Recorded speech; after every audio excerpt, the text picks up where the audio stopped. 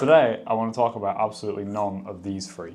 And the reason for that is because I have something much better to talk about. And if you're on YouTube right now and you're someone who's looking for the next opportunity in the online space, I'm going to tell you about it. Talk to you about an opportunity that I would recommend more than even dropshipping when I've done 7 figures with it. Let's just get rid of these. You know one thing that's annoying as well?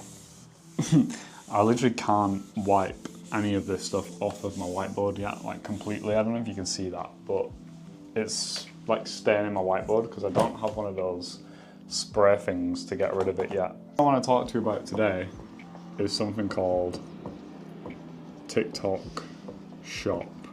And yeah, you might be watching this now and you're like, oh, I'm going to scroll because I've seen so many videos on this TikTok Shop thing, but like, let me actually break it down for you in a way that is easy to understand and something you can actually take actionable steps on, because I know there's probably a lot of videos on YouTube talking about this and you might think it's saturated because everybody's talking about it, but that's the furthest from the truth. Break down TikTok Shop into 3 ways that you can do it. I know that you're going to think there's 2, but there is actually 3. And the first one is to be an affiliate, and you've probably heard this a million times, and I'm not even joking when I say this, it probably is one of the best opportunities online right now, and that is because you can do it with no money. You don't need a single penny to be an affiliate, and this is why I say it's probably one of the best opportunities online, is because of that. A lot of people are getting into dropshipping and crypto and Amazon FBA and all these things that require you to either spend on advertising, invest in stock, or park your money in something that really you have no idea about. The second one is to be the brand owner. Wait, I don't want to call it brand owner, that's not what it's called, is it? I mean, it is, but like realistically, it's to be a seller. So you can be an affiliate, it can be a seller, but here's the thing with being a seller. Just grab the red pen for you. There is a con to being a seller, is you need capital.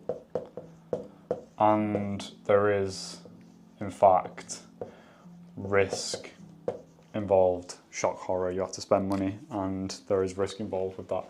You might lose all the money because you don't know how to do this yet, which is why I say to everybody, if you are brand new, to start here. And that's exactly what I did. I mean, I already knew how to create a product, how to sell, but I didn't understand content the way that I understand content now, that I started with this for an entire year before doing this, because we are working on building our own product right now and launching it on TikTok Shop.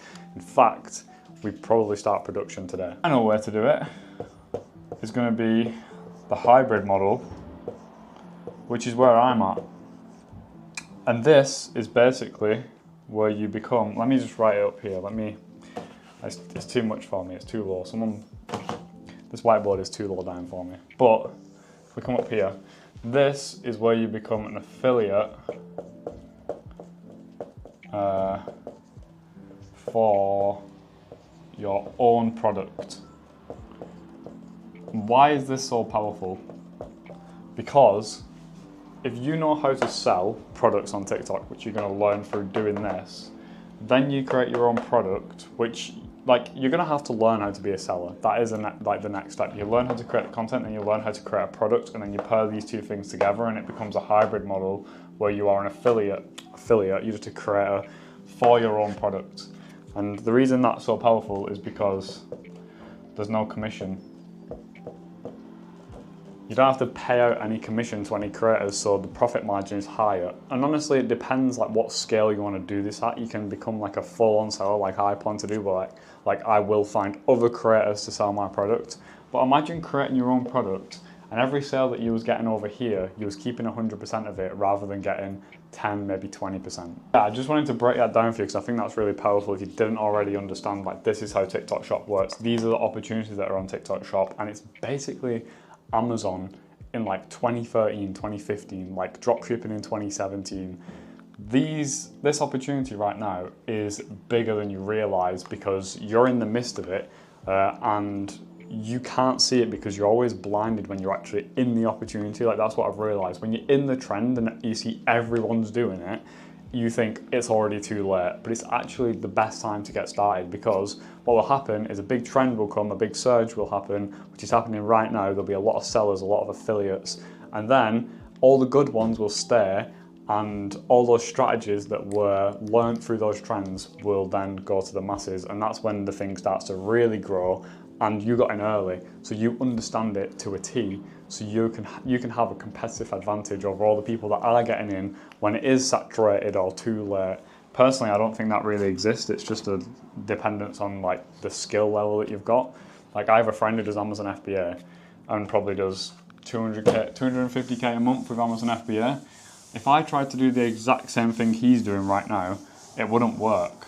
But because he got in at a time where he was really early to the methods that he was using, he's now reaping the rewards of like 3-5 years later. So a lot of you right now are probably not in the position to, where's my black pen? A lot of you are probably not in the position to actually even become a seller. So the one thing that I want to talk about today is affiliate.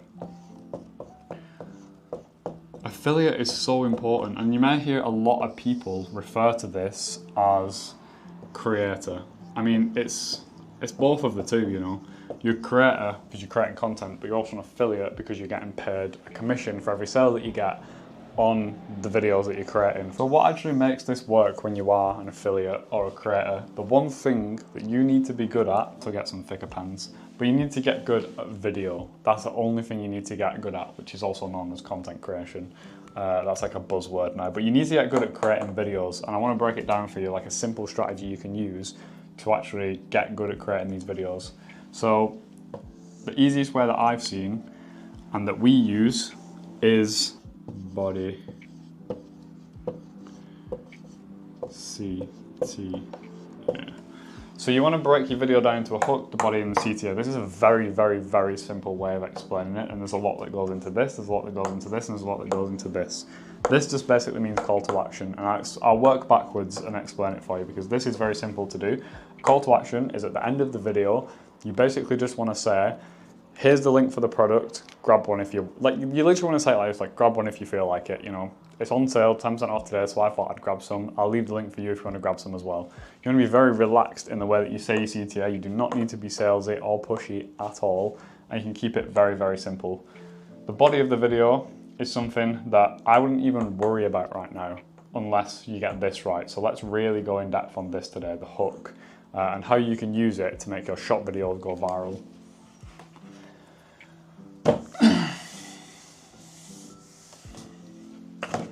So we're going to stay on this here, we're going to stay on the hook. Let's break it down for you in simple terms of what it means.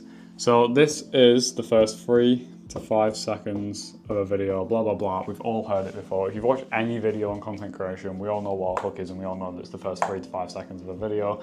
And arguably, that's the most basic advice in the world. So a hook is broken down into 3 different things, which I cannot fit on this whiteboard right now. A hook is broken down into 3 different things. So you've got the visual, you've got the audio, and you also have the text. So a hook is broken down into visual, audio, and text. And here's the way you want to structure it. The first thing that you should think about when it comes to your hook is this right here, which is the audio, because people probably have, I would say, 0.1 seconds to decide whether or not they're actually going to watch your video or whether they're going to scroll.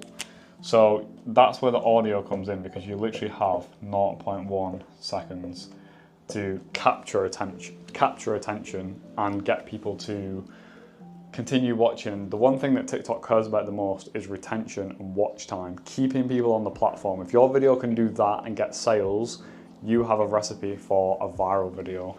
Visual, we probably have around, I don't know, up to, let's call it 0.5 seconds before someone like really realizes that they're watching this video and they're gonna like make a decision on the visual as to whether they're gonna stay or not. Like, all of this stuff happens in like under a second. So like realistically, like I know people say hooks are 3 to 5 seconds, but you have about 1 second to capture somebody's attention. To keep them there is the entirety of the hook, you know, to keep them there and make them wonder what happens in the next clip. That's a big, big key, is like what is going to happen next from the hook. But that's a topic for a completely different video. If you want me to talk about that in another video, then just let me know in the comments. We have text. Text is referred to on TikTok as the title hook. You know, when you scroll TikTok and you always see there's text at the top of the screen, whether it's got a border around it, whether it's not got a border around it, that's a title hook. That is one element of the entire thing. So you've got your visual, which is what they see on screen, you've got the audio, which is what they hear, and you've got the text, which is what they read. And I'd probably say this is your like final attempt to actually keep someone's attention, and you probably have them for about a second. And then after that, forget it, because if it's not compelling enough, they're gonna scroll. And one big tip, which again, I'm gonna talk about in another video, but I'll give you right now in this video, and this is important, you want the text to basically make them wonder. Like you wanna make their brain itch. Wonder, itchy brain. This is what I call it. It's the itchy brain method. Where basically, and this is for the whole hook, but especially in this text, you want to keep this in mind, which is making people wonder what's going to happen next and giving them an itchy brain as to like, I can't swipe off this video until I find out what that text means. So don't write the text about what's happening in the video in the hook. Write the text about what's going to happen in the video. That's the key to a good text hook. That's the key to a good visual. That's not really the key to an audio. Like audio, I mean, it can be, because I mean, if someone's like, for example, if somebody is screaming in the background, but the camera is on your face and you look shocked, that is most likely a good hook, because people are going to be wondering what the hell is happening with the audio in the background. Why is somebody screaming? I need to stay around now to find out why that person's screaming. That is a good hook. That's what you want your hook to do, is to keep the person engaged in the video and give them an itchy brain. That's why I talk about the itchy brain method so much, is because it's something that is very, very valuable when it comes to the hook. It's making people wonder, making people curious, making them feel something, getting them to not want to scroll off the video until they find out what the hell was that just happened. So yeah, that's basically visual, audio and text when it comes to hooks. And bear in mind that you have to do all of this in about a second. So it's not some like big thing that you have to plan out. It's not the entire video.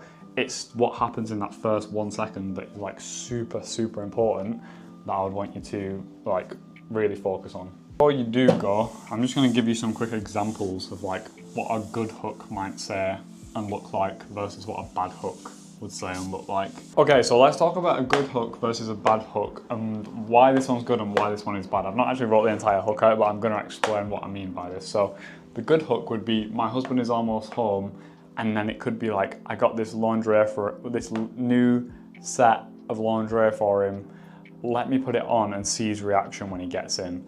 This is, I'm not saying that's proven to work, but it follows the structure that we want to follow. So my husband is almost home, and then I got this lingerie. Let's see his reaction. The reason this is good is because it makes people wait around to see the reaction. This bit might not be powerful enough. We might need to change that, but this follows the structure that I want you to follow with all of your hooks, which is creating curiosity, creating something that makes people's brain itch to wait and see what is going to happen next. That is what you want to do here. Instead of saying, this product is so good, I got it for my husband, and by this point you've already lost people because you said this product is so good. Like, people instantly know it's an ad when you say stuff like this. You want to storytell, you don't want to sell. Storytell, not sell. And the way that I say to a lot of people is to combine entertainment with selling. But if you can get good at those two things, like, double thumbs up to you, because that's the one thing that you actually need to be really good at, is selling. And if you're not good at selling, don't worry, because I'm going to give you a content style that makes this, what I'm about to explain, super easy. Selling and entertainment.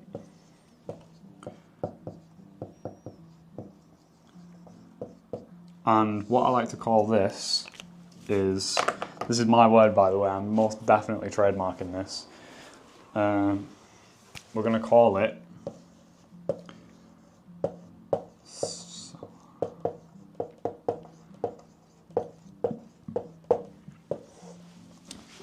sellertainment. That's the thing you want to get good at, is selling and entertainment, sellertainment. It's trademarked. Don't steal it. Don't use it in your video.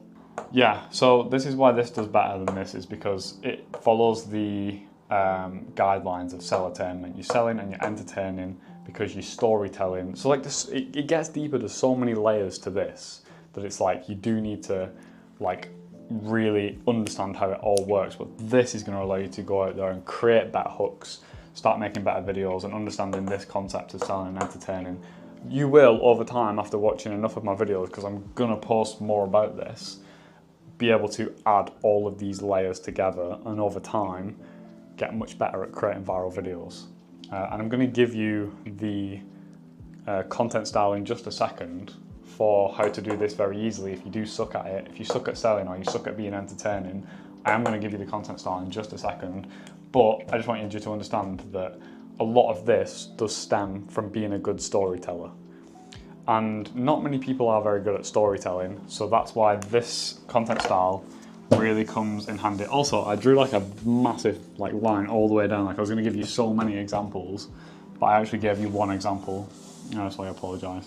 It's so warm in this room, I'm sweating so badly, but we've got to get this video out for everyone.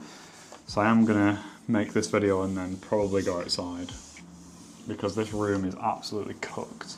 So the content style that I'm referring to when it comes to creating content that fits both the entertainment and the selling aspect is skits. And these are probably the most powerful videos to do, because the way I like to look at it is like, the question I ask is like, have you ever turned off a TV show like halfway through the show?